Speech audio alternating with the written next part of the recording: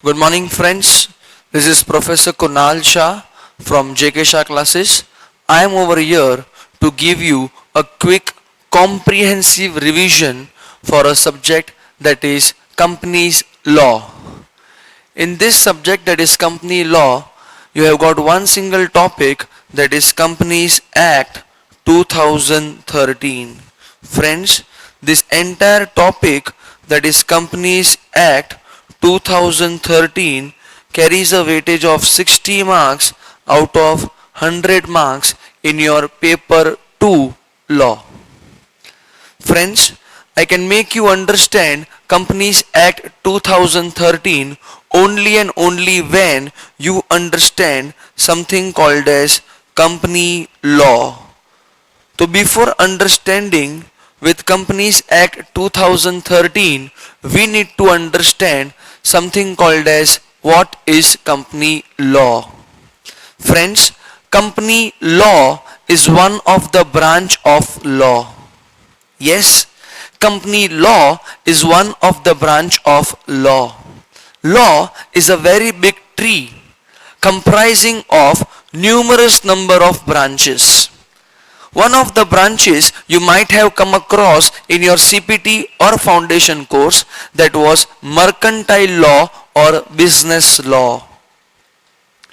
Over your period of time in a course called as Inter CA, you might have also studied something called as direct taxation law, indirect taxation law. In a similar way, we have got another branch of law called as company law. तो मैं आप लोग को companies act 2013 मैं आप लोग को companies act 2013 तब सिखा सकता है, कब सिखा सकता है, तब सिखा सकता है only and only when you know what is company law. तो friends, what is company law? It is branch of law. Law comprises of numerous number of branches. So, before understanding with company law, we need to again focus upon a single word called as law. Friends, what do you mean by law? What is law? Law का मतलब क्या होता है? जब भी मैं आपको बोलूँ law, तो friends, law का मतलब होता है it is a set of rules and regulation. What is law? It is a set of rules and regulations. तो आज के बाद जब भी कभी भी कोई भी आपके मुंह पे बोलेगा लॉ, तो आपके दिल से एक आवाज आएगा कि that is a set of rules and regulations. Rules, जो भी रूल्स होता है उसको फॉलो करने का या नहीं करने का, करना पड़ेगा. फ्रेंड्स, इसमें आपके पास ऐसा कोई ऑप्शन नहीं होता कि रूल्स को फॉलो करना है या नहीं करना है. Whenever I use a word called as law, the rules and regulations, the rules are bound to be followed. Who will follow these rules? The rules will be followed by people living in a society. Now, the question arises, sir, why do we need to follow the rules? We need to follow rules so that our behavior gets controlled. Our behavior gets regulated. To regulate your behavior, we need to follow rules. The more you follow the rules, the more your behavior gets controlled. The more the behavior gets controlled, the society observes peace, growth, development. Do you want your society to get developed? So friends, development is possible only when there is growth. Growth is possible only when there is peace. Peace is possible when the behavior of people living in your society is controlled. The moment the behavior gets controlled, you will observe peace, growth and development. But when can the behavior get controlled? The behavior gets controlled only by following rules. तो law का मतलब होता है it is a set of rules and regulations. But are we over here to understand law? No, we are not over here to understand law. We are over here to understand company law. Law थोड़ी पढ़ना है, अपने को तो पढ़ना है company law. तो what do you mean by company law? Company law is nothing but branch of law which deals with rules and regulations towards companies. So any kind of rules and regulations towards companies is called as company law. Over here, let us begin the provision called as Companies Act. See, what's the difference between law and act? When I say law, it is set of general rules and regulations. But when I say act, we are talking about rules and regulations which are specific in nature. Now the question arises कि sir हम लोग को act का मतलब तो समझ में आ गया, सर एक्ट का मतलब तो समझ में आ गया कि it is rules and regulations which are specific in nature, and all these rules and regulations towards companies were made applicable from a year called as 2013. The main focus of ours is upon a word called as companies. Friends, what is company? Company is one of the form of doing business. Yes, company का मतलब होता है एक जरिया है धंधा करने का. इंडिया में बंदे को करना है धंधा, इंडिया में बंदे को करना है धंधा. तो इंडिया में that बंदा can do धंधा, that बंदा can do धंधा in the most three famous forms of way. The most three famous form of doing business is number one, a business in a form of sole proprietor. Number one, a business in a form of sole proprietor, or a business in a form of partnership, or a business in a form of partnership, and the last common form of doing business is a business in a form of a company. तो India में बंदे को करना है धंधा, तो that बंदा can do धंधा either in a form of a sole proprietor or partnership or company. These are not the only three forms of doing business. There are many other forms of doing business as well. For example, a business in a form of LLP, a business in a form of HUF, etc. But these are the three most common forms of doing business. That is sole proprietorship, partnership, company. Sole proprietor का जो भी provisions था वो आप लोग ने already CPT FIGC and SYGC level में पढ़ लिया, that is 11th standard and 12th standard commerce. But when it comes to partnership, you have already studied this concept in your CPT or foundation level. So now in your inter and final CA, we need to focus upon a business called as company. How does a sole proprietor works? How does a sole proprietor works? Sole proprietor, उसका meaning ही बोलता है I am the whole and soul. I am the whole and soul. इसका मतलब होता है पैसा मेरा है, धंधा मेरा है. सोल प्रोप्राइटर का बिजनेस ही ऐसा होता है, पैसा मेरा धंधा मेरा. But how does a partnership functions? Partnership क्या बोलेगा? मेरा पैसा मेरा धंधा? नहीं, पार्टनरशिप बोलेगा हमारा पैसा हमारा धंधा. तो कंपनी बेचारा क्या बोलेगा? कंपनी बोलेगा सबका पैसा सबका धंधा. सो whenever I do a business in a form of a company, whenever I do a business in a form of a company, it is सबका पैसा सबका धंधा. When I talk about sole proprietor, पैसा मेरा धंधा मेरा, तो friends प्रॉफिट भी तो मेरा. But when I say partnership, पैसा हमारा धंधा हमारा, तो प्रॉफिट भी हमारा, called as sharing of profits amongst the partners. But when I do a business in a form of a company, पैसा सबका धंधा सबका, तो प्रॉफिट सब में बटेगा. When I say profit सब में बटेगा, तो friends that is nothing but a provision called as dividend, that is distribution of profits. When I say dividend, it is distribution of profits. ये dividend वाला word derive कैसे हुआ है? Dividend वाला word बोलता है कि divide the profits at the end. Divide at the end, it's dividend. तो कंपनी का मतलब होता है one of the form of doing business, जिसमें पैसा सबका है धंधा सबका है, तो प्रॉफिट भी सब में बटेगा. फ्रेंड्स, ये जो वर्ड है कंपनी, ये जो वर्ड है कंपनीज, ये वर्ड कंपनीज डिराइव कैसे हुआ है? फ्रेंड्स, ये वर्ड कंपनीज डिराइव हुआ है through Latin words. Latin word com and panis. Yes, the word companies is a combination of two Latin words, com and panis. Com stands for with or together.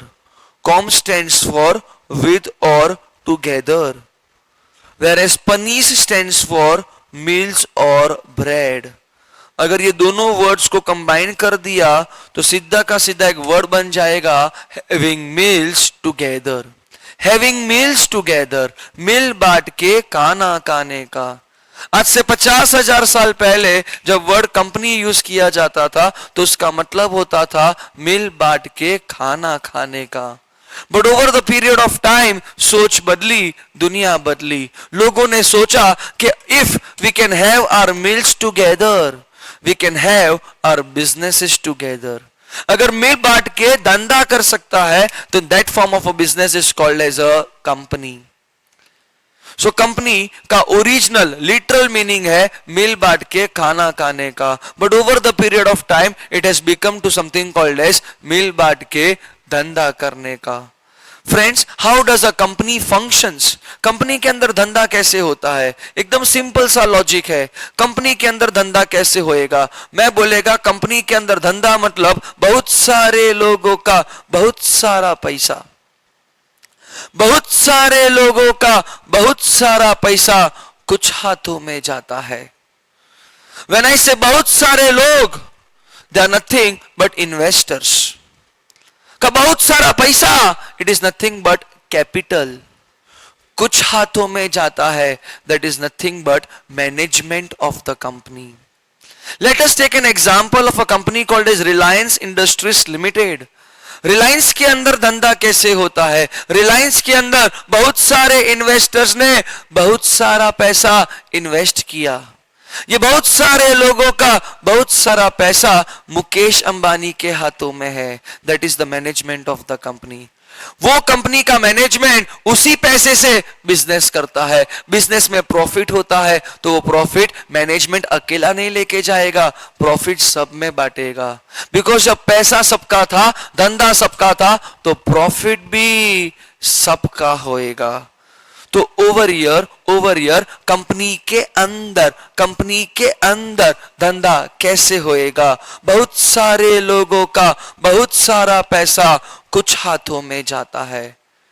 अब सिर्फ logic समझो। जब लाखों लोगों का करोड़ों रुपया कुछ हाथों में गया है तो कहना ऐसे वो कुछ हाथ कुछ प्रकार का फ्रॉड्स कर सकते हैं, स्कैम्स कर सकते हैं, misutilization of funds, misappropriation of funds. तो ये सब करने देने का ना, ये सब एक्टिविटीज को कंट्रोल करना है। And to control an activity we require rules. Combination of rules and regulation is law. But this rules and this regulations are for companies, hence it is called as company law. So over here we are going to understand something called as company law. I never made you understand what is company law. I made you understand why there was a need of company law. Company law का जरूरत क्या था? Because sir India में one of the form of doing business is company. Sir company का function कैसे होता है? बहुत सारे लोगों का बहुत सारा पैसा कुछ हाथों में जाता है। So there is a chance of fraud, scam, misutilization and misappropriation of funds. तो सर ये सब एक्टिविटीज को कंट्रोल करने के लिए रूल्स बनाना पड़ता है। And combination of rules and regulation is law, hence we got something called as company law. In India we got Companies Act for the first time after independence in a form of Companies Act 1956. Yes, we got Companies Act for the first time after independence in a form of Companies Act 1956. But friends, can I say India वालों ने ये वाला act independence के बाद पहली बार बनाया था। And इतिहास गवाह है कि जब भी कभी भी कोई भी चीज पहली बार बनती है वो परफेक्ट नहीं होती है। Whenever you do anything for the first time, that's not perfect. तो कंपनीज एक्ट 1956 इंडिया वालों ने पहली बार बनाया था, बट वो परफेक्ट नहीं था। उसके अंदर बहुत सारा लूप होल्स था। कंपनीज एक्ट के अंदर बहुत सारा लूप होल्स। अच्छी बात, गंदी बात, एकदम गंदी बात। तो ये लूप होल्स को ओवरकम करना पड़ता है। लूप होल्स को ओवरकम करने के लिए एक्ट को बार बार अमेंडमेंट करना पड़ता है, अमेंड करना पड़ता है एक्ट को। Companies act 1956 was made applicable from 1st April 1956. But there was tremendous amount of loopholes जिसके लिए उसको बार बार अमेंड करना पड़ता था। It was already been amended tremendous number of time. Year after year, year after year, there was an amendment. Finally, in the year of 2012, there was a need to have something called as a new set of rules and regulations. तो उसके लिए हम लोग ने बनाने का चालू किया something called as Companies Bill 2012. कोई भी नया एक्ट बनने से पहले वो बिल होता है, फिर वो बिल को सबसे पहले लोकसभा में क्लियर करवाना पड़ता है, फिर वो बिल को राज्यसभा में क्लियर करना पड़ता है. जब Lok Sabha and Rajya Sabha, that is the two houses of parliaments, lower house upper house, जब ये चीज लोकसभा एंड राज्यसभा में पास हो जाता है तब उसको प्रेसिडेंट ऑफ इंडिया के पास लेकर जाना पड़ता है, तब जाके वो बिल एक्ट का रूप ले लेता है. तो companies bill 2012 got started preparing, जो लोकसभा में क्लियर हो गया on 18th December 2012. Then it was been sent to Rajya Sabha, Rajya Sabha में इसको क्लियर किया गया on 8th August 2013. Then it was been sent to President of India का consent, and President of India gave its permission, gave its assent on 29th August 2013. And finally friends, from 30th August 2013, Companies Act 2013 got introduced in our country. And this act is applicable to whole of India. हाँ जी, ये पूरे के पूरे India के ऊपर applicable है, including the state of Jammu and Kashmir. Friends, ये जो कंपनीज एक्ट 2013 है, ये जो कंपनीज एक्ट 2013 है, इट कंप्राइजेस ऑफ 470 सेक्शंस.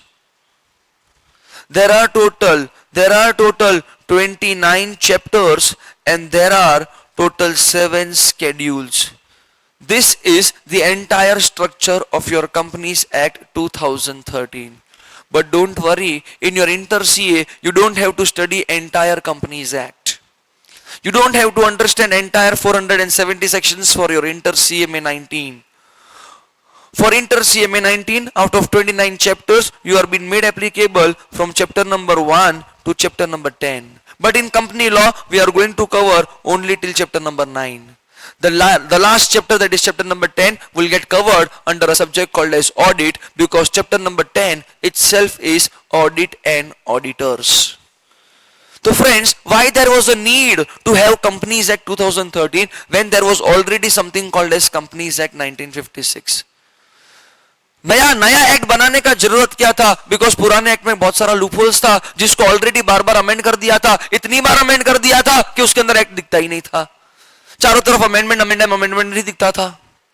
तो over here, one of the reason was something called as to encourage the economic development of our country. Yes, to encourage the economic development of our country, there was a need to introduce the new set of rules and regulations.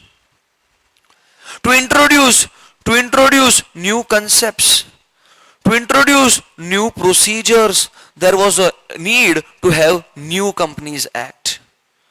To have something called as stricter actions,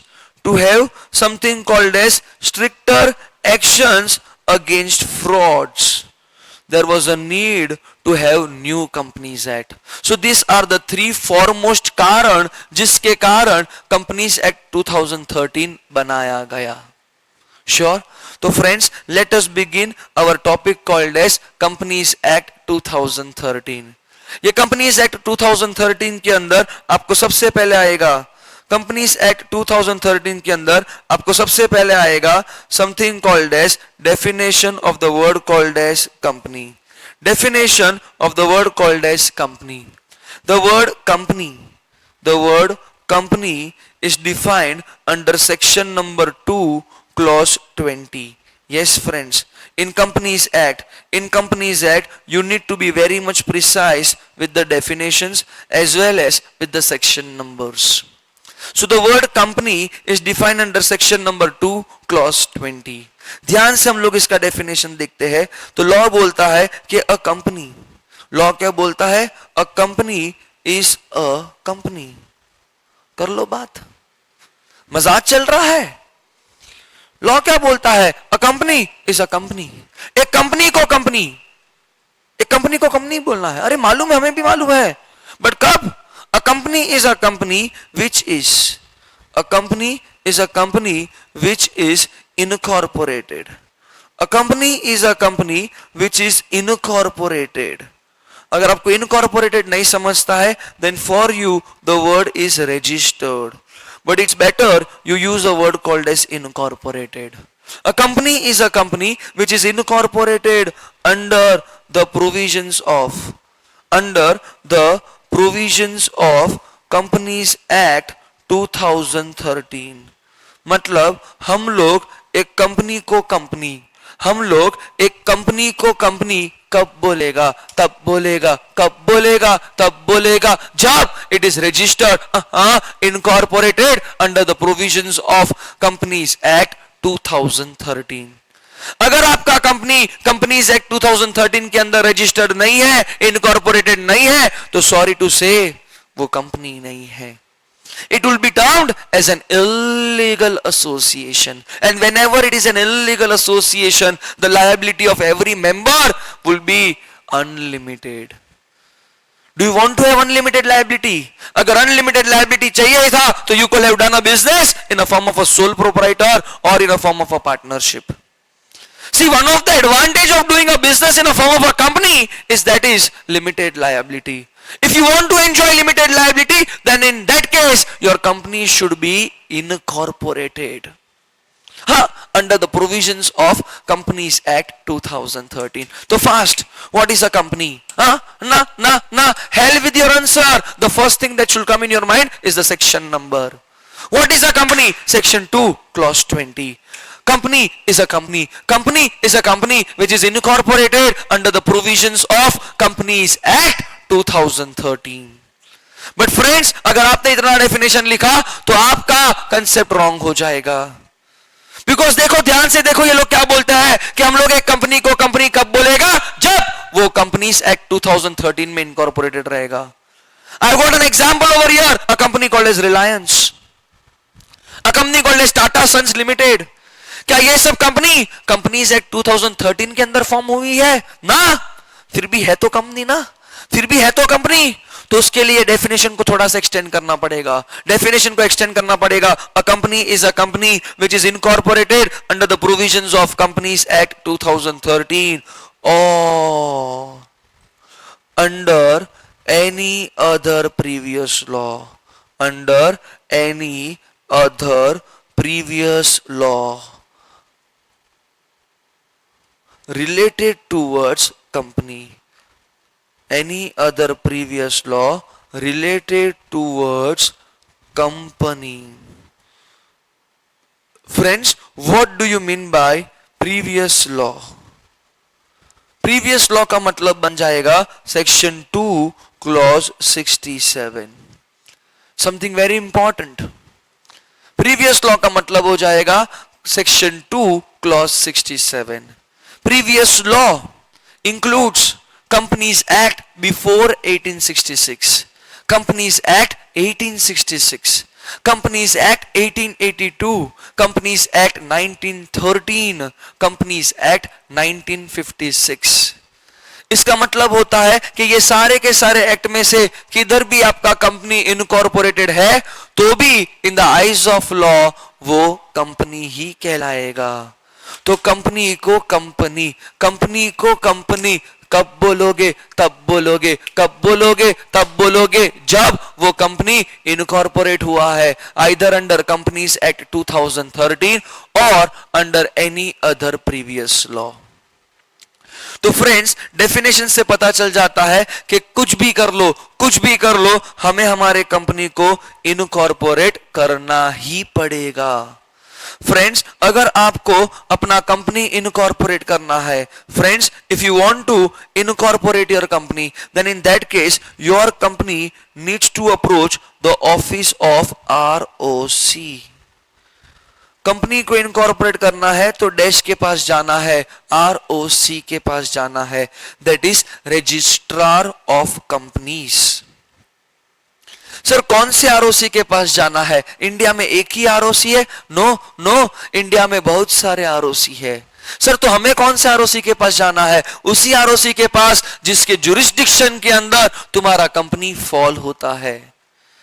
in India there are many ROCs, in India as many of states as many of ROC, which means one state maximum one ROC.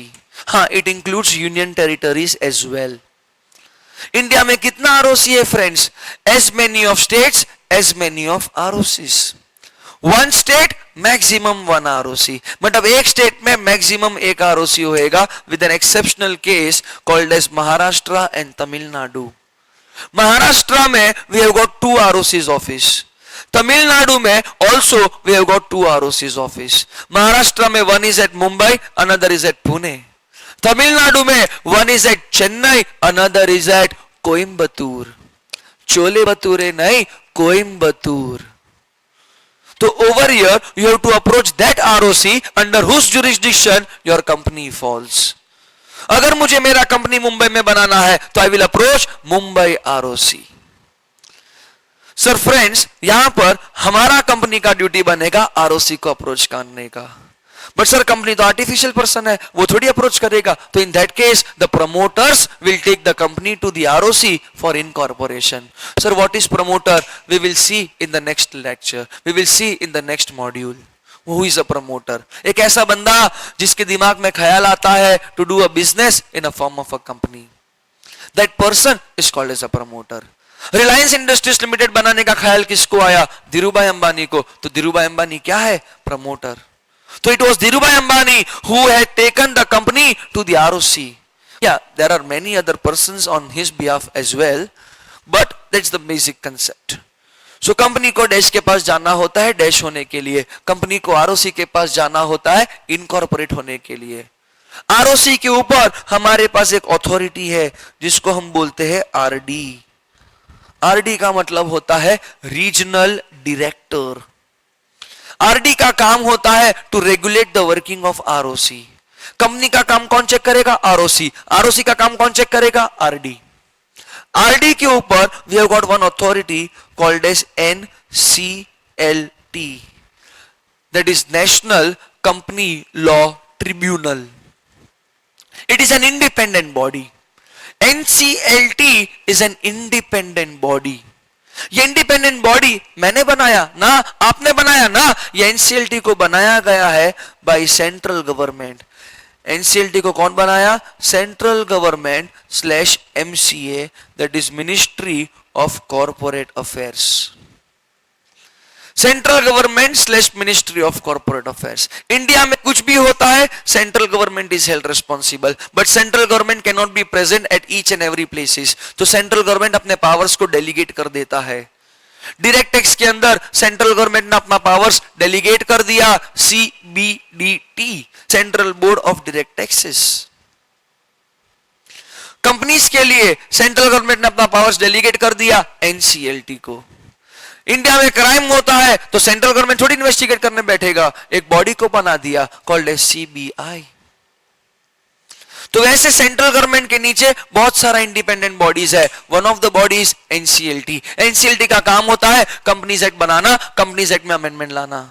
NCLT के नीचे होता है RD, RD के नीचे होता है ROC, and ROC हर एक company के ऊपर मंडराते रहता है। ऐसा पूरा का पूरा कोई कंसेप्ट आपको कभी भी सोल प्रोप्राइटर में दिखा था ना? ऐसा कोई कंसेप्ट पार्टनरशिप में दिखा था ना? बट ऐसा कंसेप्ट आपको कंपनी में दिखेगा, जिससे पता चल जाएगा कि कंपनी कुछ भी करेगा उसका काम कंट्रोल रेगुलेटेड होएगा। More the regulation, more the peace, more the growth, more the development. Dhirubhai Ambani ने अगर बिजनेस किया होता in a form of a sole proprietor तो वो धीरूभाई अंबानी नहीं कहलाता। He won't be the richest person of this country. So if you want development, it is possible only when there is growth. Growth is possible when there is peace. Peace is possible when the behaviors are regulated. Behavior can be regulated by fulfilling rules. This entire thing is called as incorporation of a company. Yes, this is called as what? Incorporation of a company, and this is one of the characteristics of a company. that is your company should be a registered company. Friends, जैसे ही आपका company incorporate हो जाएगा, जैसे ही आपका company incorporate हो जाएगा, तो आपके कंपनी के अंदर और एक कैरेक्टरिस्टिक आ जाएगा called as separate legal entity. The most important characteristic, separate legal entity. इसका मतलब क्या होता है? इसका मतलब होता है कि इन द आइज ऑफ लॉ आपका कंपनी अलग है. इन द आइज ऑफ लॉ आपका कंपनी अलग है, आप अलग हो. The moment your company gets incorporated, in the eyes of law, your company gets its own separate legal identity. The company gets its own separate legal personality. The company gets its own separate legal existence. मतलब इन the eyes of law company अलग छे, आपन सब अलग छे, and this अलग अलग वाला concept is called as separate legal entity.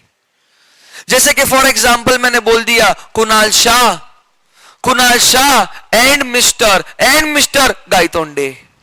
Kunal Shah और गायतोंडे आपको एक लगता है ना? Kunal Shah in the eyes of law अलग छे, Gaitonde in the eyes of law अलग छे. They are two different personalities, they are two different entities in the eyes of law. तो in a similar way, in the eyes of law, अगर आपका company incorporate हो चुका है, तो in the eyes of law आपका company अलग छे, आप अलग छो. रिलायंस इंडस्ट्रीज लिमिटेड एक पर्सन है, धीरूभाई अंबानी एक दूसरा पर्सन है. ये दोनों का दोनों सेम नहीं है, दोनों का दोनों अलग अलग छे. That is separate legal entity. And this concept was been proved. Yes, this concept was been proved under a case study. This concept was proved under a case study called as Salomon versus Salomon and Company. A landmark case study, friends. A landmark case study under Companies Act 2003. Under Companies Act. जैसे Indian contract act में एक landmark case था Balfour versus Balfour, वैसे ही companies act में एक landmark case है Salomon versus Salomon and company. In this case study the judgement was been passed that in the eyes of law Salomon and company एक अलग person है, सालोमैन एक अलग पर्सन है. The company which gets incorporated has got its own personality. For that reason, that company is called as an artificial person. We all are called as natural person. We all are called as natural person. Company is called as an artificial person. है दोनों का दोनों person. ये दोनों person में आपको कोई difference नहीं दिखेगा, बट दोनों का पर्सनालिटी अलग अलग छे. सी फ्रेंड्स, अगर मैंने आपको बोल दिया mister Kunal and mister Gaitonde, देखिए फ्रेंड्स, देखिए, अगर आपने कुणाल को देखा तो Kunal has got two eyes, तो mister Gaitonde will also have got two eyes. If Kunal has got one nose, mister Gaitonde has also got one nose. Kunal has got 2 ears, Gaitonde has also got 2 ears. तो दोनों में आपको कोई डिफरेंस दिखेगा नहीं, फिर भी दोनों का पर्सनालिटी अलग अलग छे. इन the eyes of law Kunal एक अलग पर्सन छे, गायतोंडे एक अलग पर्सन छे. तो वैसे ही फ्रेंड्स, कंपनी और आर्टिफिशियल पर्सन में आपको कोई डिफरेंस दिखेगा नहीं. जो चीज एक नेचुरल पर्सन कर सकता है, वो सेम चीज एक आर्टिफिशियल पर्सन भी कर सकता है. If natural person can sign, artificial person has got common seal as the signature. Sir, natural person has got eyes to see. Sir, where does an artificial person has got eyes to see? Nonsense. What is the work of our eyes? The work of our eyes is to give us direction. So natural person has got eyes to give direction. Artificial person has got directors to give directions. तो जो चीज एक natural person कर सकता है, वो same चीज एक आर्टिफिशियल पर्सन भी कर सकता है. तो दोनों में कोई डिफरेंस नहीं है, बट फिर भी दोनों का दोनों अलग अलग छे. Because in the eyes of law they are two different persons. Sir, ये पता कैसे चलेगा? जैसे कि फॉर एग्जाम्पल मैंने वर्ड यूज कर दिया रिलायंस इंडस्ट्रीज लिमिटेड, और मैंने एक वर्ड यूज कर दिया मुकेश अंबानी। अगर मैं बोलता हूं रिलायंस इंडस्ट्रीज लिमिटेड और मैं बोलता हूं मुकेश अंबानी, क्या लगता है दोनों सेम पर्सन है ना? They both are different person. Reliance Industries Limited is incorporated, enjoying separate legal entity. Mukesh Ambani is something called as a natural person. तो Mukesh Ambani is a natural person. Reliance Industries Limited is an artificial person. ये दोनों को अलग अलग रखने के लिए, ये दोनों को अलग अलग रखने के लिए we have got something called as a corporate will. It is the corporate will, it is the corporate will एक प्रकार का पर्दा है जो ये दोनों पर्संस को अलग अलग रखता है। Because of the presence of this पर्दा हम बोलते हैं रिलायंस अलग छे, मुकेश अंबानी अलग छे। Can you see Mukesh Ambani? Yes, but can you see Reliance? No, you can just feel that there is Reliance. In a similar way, you will not see this corporate will. You will not see this corporate will. Friends, ये corporate will एक प्रकार का feeling है. It is the corporate will which separates natural person from artificial person. Because of this corporate will, we are enjoying a concept called as separate legal entity, one of the advantage of doing business in a form of a company. But friends, अगर ये advantage का आपने unfair advantage लिया, कैसे? Right now for example Reliance में fraud हुआ तो Reliance is liable. Mukesh Ambani ने मर्डर किया, Mukesh Ambani is liable because they are two different persons. But friends, अगर ये एडवांटेज का किसी ने अनफेयर एडवांटेज लिया, कैसे? मुकेश अंबानी ने रिलायंस के नाम पे फ्रॉड किया, मुकेश अंबानी ने रिलायंस के नाम पे फ्रॉड किया। तो यहां पर हम लोग क्या सोचेगा? फ्रॉड रिलायंस में हुआ, नाम किसका खराब हो रहा है? रिलायंस का। बट क्या ये बेचारा आर्टिफिशियल पर्सन बोल पाएगा कि मैंने नहीं किया है, उसने किया है? They can not speak. फिर सजा किसको मिलता था? रिलायंस इंडस्ट्रीज लिमिटेड को। Justified, not justified, not justified. तो ये चीज को ओवरकम करने के लिए हमारे पास एक कंसेप्ट है called as lifting of corporate veil. पर्दा उठ जाएगा। फ्रेंड्स, ये पर्दा है, उसके कारण ये दोनों का दोनों अलग अलग है। But once the corporate veil gets lifted, ये दोनों का दोनों एक हो जाएगा। जो अलग अलग था वो एक हो जाएगा। अब मुकेश अंबानी को पूछा जाएगा फ्रॉड किसने किया, तो मुकेश अंबानी ने बोला रिलायंस ने फ्रॉड किया। इन the eyes of law Reliance अलग छे, मैं अलग छे। बट लॉ ने बोल दिया कि आप दोनों के बीच में जो पर्दा था वो पर्दा तो हमने उठा दिया। जैसे ही पर्दा उठ जाएगा, अब दोनों का दोनों अलग अलग था, अब आप एक हो। हमें ये बताओ, रिलायंस के पास दिमाग किधर से आया फ्रॉड करने का?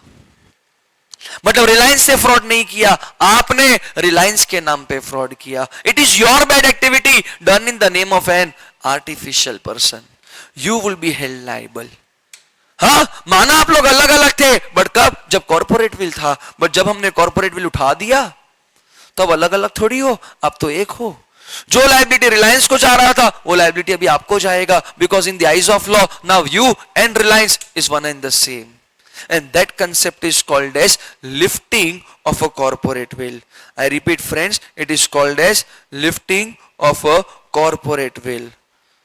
That is piercing the corporate will. Corporate will lift कब किया जाएगा? Corporate will lift कब किया जाएगा? जब नेचुरल पर्सन ने आर्टिफिशियल पर्सन के नाम पे कांड किया, काम नहीं कांड किया। तो इन दैट केस द पर्दा उठ जाएगा, एंड जैसे ही पर्दा उठ जाएगा जो अलग अलग था वो एक हो जाएगा। When there is a corporate will, there is separate legal entity. Lifting of corporate will, no separate legal entity. Now you and your company is one and the same. One more example friends, one more example friends. अगर मैंने यहाँ पे नाम लिखा something called as Kingfisher Airlines और मैंने यहाँ पे लिख दिया Vijay Mallya, Can I say they are two different persons? Because there is something called as a corporate will. जब मैं बोलूं Kingfisher airlines, it is called as artificial person. But जब मैं बोलूं Vijay Mallya, it is a natural person. But can I say Vijay Mallya ने Kingfisher airlines के नाम पे फ्रॉड किया? तो पर्दा रहेगा क्या हटेगा?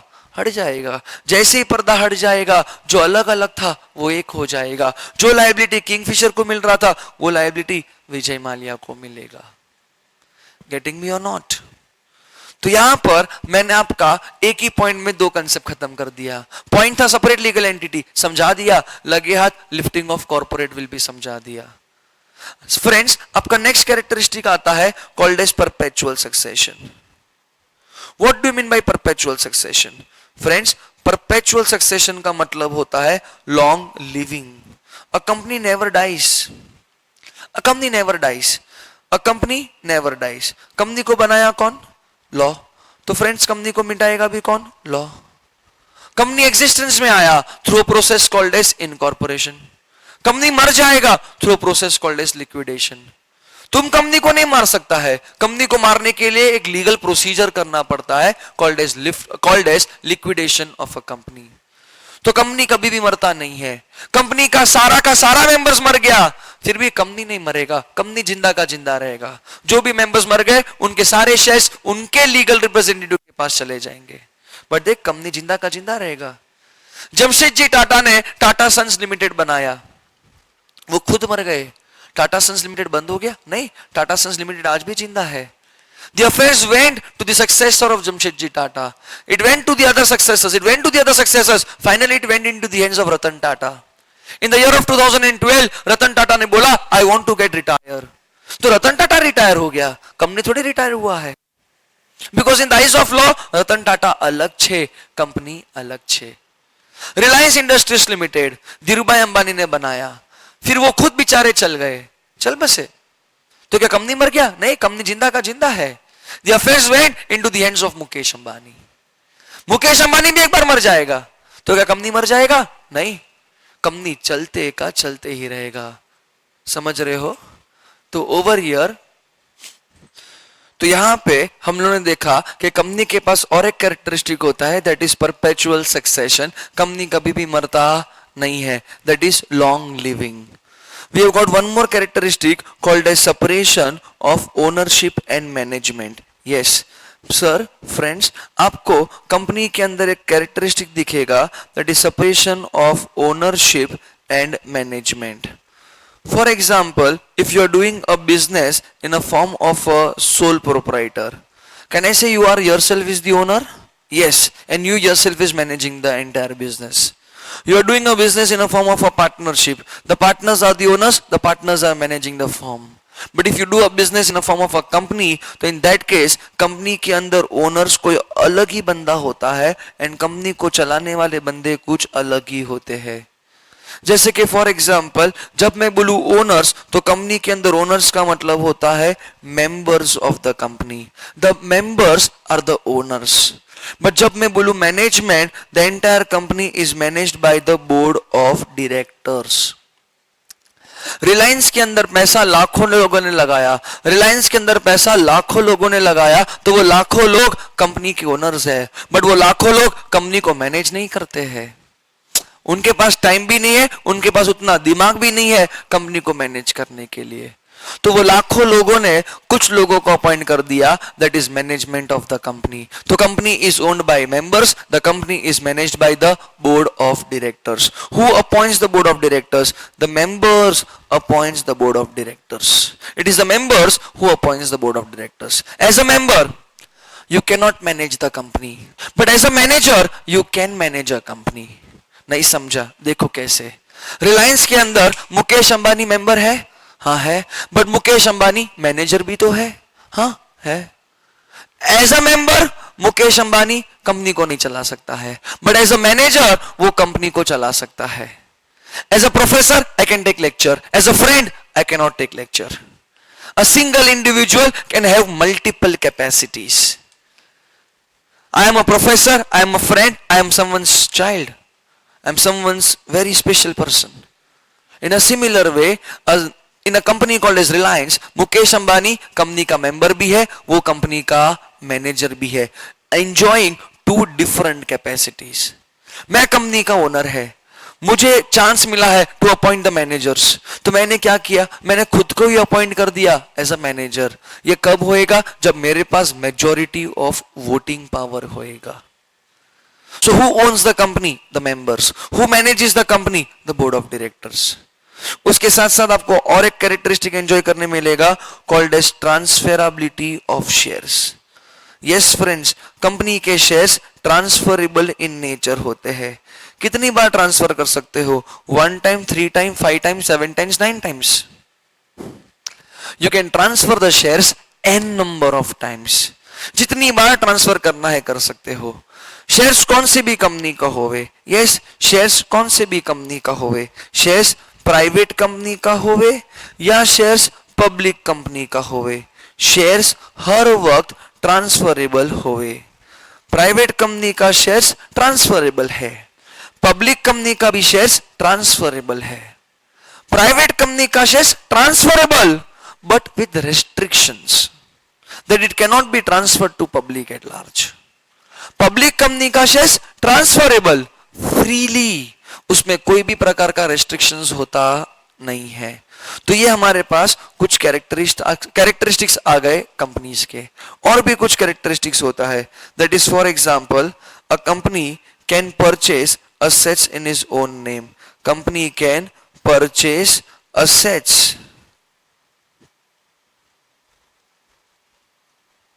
in its own name. Company is a dash person, artificial person. Can a natural person purchase assets in his own name? Yes. तो जो चीज नेचुरल पर्सन कर सकता है वो सेम चीज आर्टिफिशियल पर्सन भी तो कर सकता है। तो अगर नेचुरल पर्सन अपने नाम पे असेट्स खरीद सकता है तो आर्टिफिशियल पर्सन भी अपने नाम पे असेट्स खरीद सकता है। Because in the eyes of law a company has got its own identity, own personality, own existence. क्या एक नेचुरल पर्सन किसी के ऊपर केस करने जा सकता है? हाँ जी। क्या नेचुरल पर्सन के ऊपर केस किया जा सकता है? हाँ जी। तो in a similar way a company can sue और the company can get sued. Company किसी के ऊपर केस कर भी सकता है, कंपनी के ऊपर केस हो भी सकता है। We have got one more characteristic called as separate property. जब मैं बोलूं सेपरेट प्रॉपर्टी तो उसका मतलब होता है कि कंपनी का प्रॉपर्टी कंपनी का है, अपना प्रॉपर्टी अपना है। For example mister A, can I से नेचुरल पर्सन है? इसने एक कंपनी को ओन किया। इसने कंपनी को ओन किया कॉल्ड एज कुक्कू लिमिटेड। तो A is one of the owner of Kukku limited. Kukku limited क्या है? एक प्रकार का artificial person. Can Kukku limited purchase plant and machinery in its own name? Yes. तो ये प्लांट एंड मशीनरी का ओनर कौन है? कुक्कू लिमिटेड। कुक्कू लिमिटेड का ओनर कौन है? Mister A. बट तुम ऐसा नहीं बोल सकते हो कि mister A is the owner of plant and machinery. No, ये गलत हो जाएगा। ना ना ना। In the eyes of law A एक अलग पर्सन है, कुक्कू लिमिटेड एक अलग पर्सन है। तो जो प्रॉपर्टी ए का है वो प्रॉपर्टी ए का रहता है, जो प्रॉपर्टी कुक्कू लिमिटेड का है वो प्रॉपर्टी कुक्कू लिमिटेड का ही रहेगा। That concept is called as a separate property. Over here company का और एक कैरेक्टरिस्टिक होता है, that is it is a voluntary association for profit. It is a voluntary association for profit. What is voluntary association for profit? याद करो, company के अंदर business में अकेला कर सकता है? नहीं। जब बहुत सारे लोगों का बहुत सारा पैसा एक साथ होएगा तब बिजनेस चालू होएगा। तो ये बहुत सारे लोग, किसी को फोर्स किया हमने आने के लिए? नहीं, वो अपने हिसाब से आए हैं। तो voluntary association. What was the main motive of doing business? To generate profits. तो कंपनी का एक कैरेक्टरिस्टिक बोल देता है, it is a voluntary association for profits. Company के पास और एक कैरेक्टरिस्टिक होता है called as common seal. What is common seal? Common seal का मतलब होता है signature of a company. Company is an artificial person, तो उसके पास भी सिग्नेचर अथॉरिटी तो होना चाहिए ना कुछ. तो कंपनी का सिग्नेचर बोलेगा तो कॉमन सील. बट आप फ्रेंड्स सोचिए, क्या कंपनी के पास दिमाग है? नहीं. Artificial person does not have mind to think. किधर भी कॉमन सील लगा दिया चलेगा क्या? नहीं. तो कॉमन सील के साथ साथ there has to be signature of 2 directors and company secretary. But common seal वाले कंसेप्ट को अभी से ऑप्शनल बना दिया है. पहले के टाइम पे मैंडेटरी था, बट कंपनीज एक्ट 2013 को 2015 में अमेंड किया एंड बोल दिया कि कंपनी में और may not have common seal. ऐसे भी देखिए ना, कॉमन सील का अकेला कुछ वैल्यू था ही नहीं. कॉमन सील के साथ साथ डायरेक्टर्स एंड कंपनी सेक्रेटरी का सिग्नेचर्स तो चाहिए ही था. तो लॉ ने क्या सोचा कि जब इसका अकेले का औकात नहीं है तो इसको अकेला रखना भी नहीं है, हटा दो. मतलब अगर कंपनी के पास कॉमन सील है बेस्ट है, नहीं है तो भी बेस्ट है.